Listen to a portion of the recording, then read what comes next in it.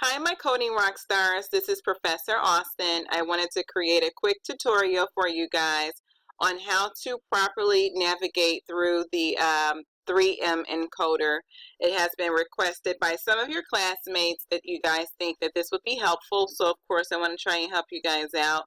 So, I'm going to do a quick tutorial on how to properly navigate through your 3M encoder. So basically, if you didn't know, the encoder is basically a computerized version of your ICD-10 coding book. So you'll use the same steps as when you guys are like looking for your codes and conditions and things like that. How you start with like the main term and all that type of stuff. You use those same steps with your encoder. So when you guys click on the link that has already been given to you all, you put in the username and passcode, you typically would come to a screen like this, and then should be a pop-up box like this. So here you have to put in the patient's age. I typically put in like maybe 30 or 35. Then you can click on continue. You don't have to change anything else here. From here, you can click on K, or you can press K, so it doesn't make a difference. And then H, all that the patient disposition and all that stuff is really not necessary. We're just trying to get off of this page. So here is where you will put in your main term. So I'm going to use the coding scenario of chest pain. So I'm going to type in pain for my main term. I'm going to click on 1 or press 1 on your keyboard. I'm going to press 5 for chest. Here it gives you more options. This is what I really like about 3M. If it could talk to you, it would say like where, in the chest. Is it in anterior wall? Is this atypical, ischemic, so forth and so on. And as you can see, if you move your cursor and hover over each term, it will provide the medical code for you. So I'm just going to click on D because all I said was chest pain. And here's your code, R079. So that's the only thing that you should be coding or have listed, because the only thing that I gave you was chest pain. I'll give you guys another example. So you click on Add Diagnosis. Okay, so that's how you clear up your screen and go to our next example. So let's see. Let's do myocardial infarction. So you can type that in, the medical term of it, or you can type in heart attack. So let's do the infarction or myocardial. Let's do infarction. Or you can do, it's so many ways that you could do this. You could type in MI. So it really has, I guess, a little bit of wiggle room for you guys to kind of play around with your main terms. So I'm going to click on 5. Okay, so again, it gives you options. You have more options listed here. It's the infarction in the brain, embolic, but as you can see, number 6 is myocardium, myocardial, so forth and so on. So I'm going to click on number 6.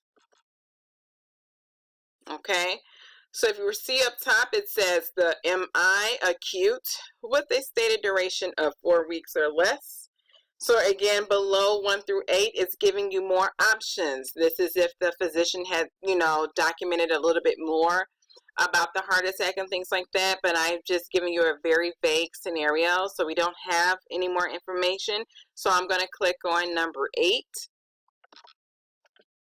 Okay, again, more information. It's basically helping you code to the highest specificity, and it's making sure that you're not leaving out any prominent information that will help describe what type of heart attack this patient had.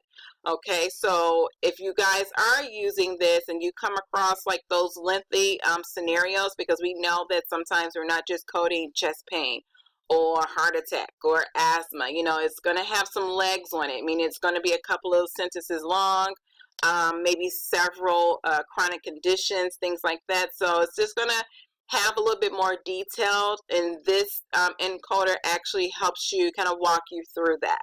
Okay, so I'm going to click on number 9. Now it's asking you if this was happening with something else. Is this occurring with hypertension or CAD, so forth and so on? If not, you can click on number 1. Okay, so basically, again, it's kind of feeding into the whole scenario, trying to see if there's more information that we need to code. As you can see, it's talking about the history of tobacco dependence, and again, this all reflects on if it was documented in the medical record. If you don't have this information here, you can bypass all of that information. So we don't. So I'm going to click on number 1.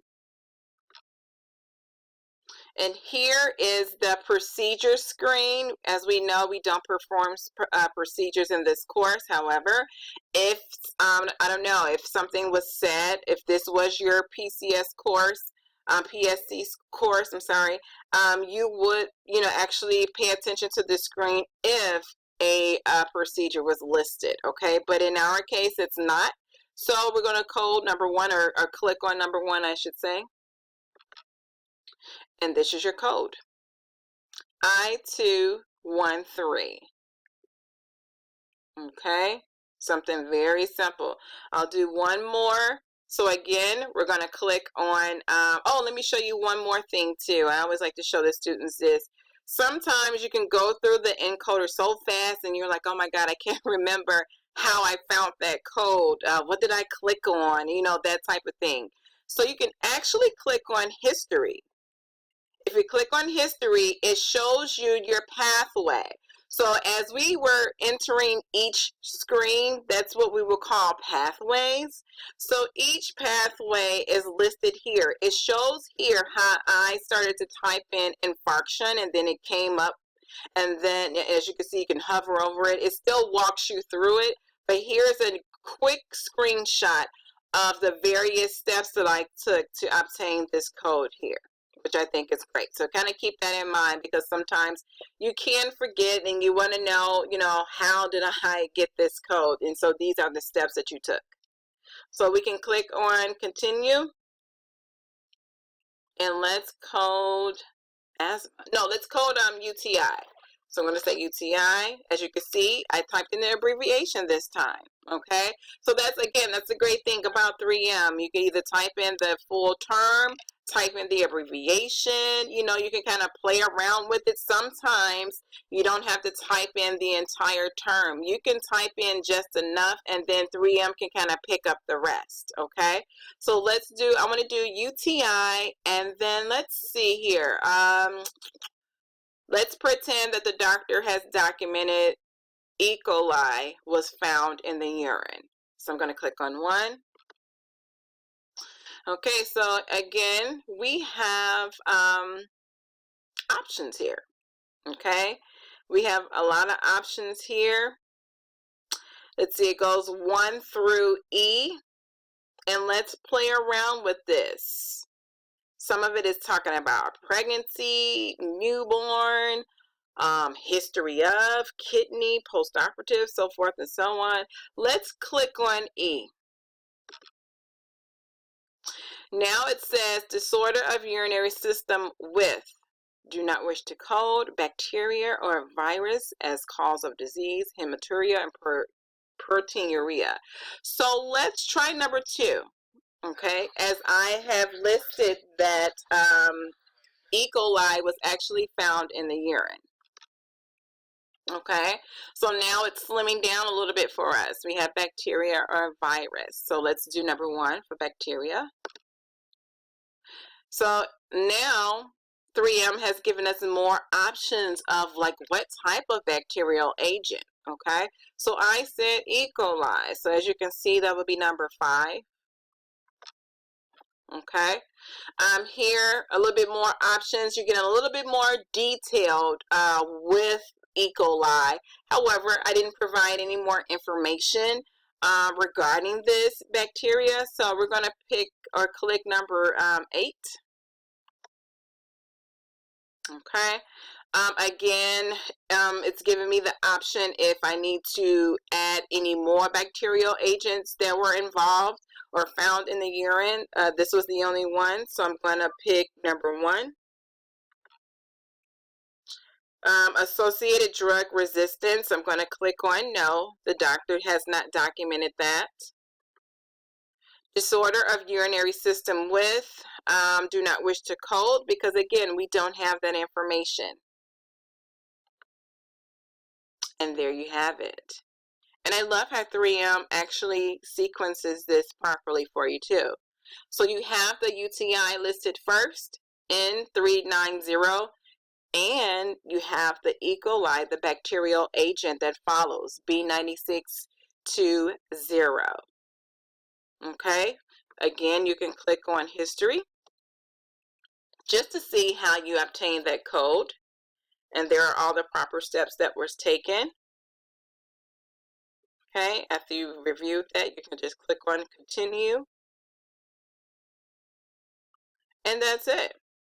Okay, so hopefully this tutorial has helped you guys with this. Please try to use it with your assignments.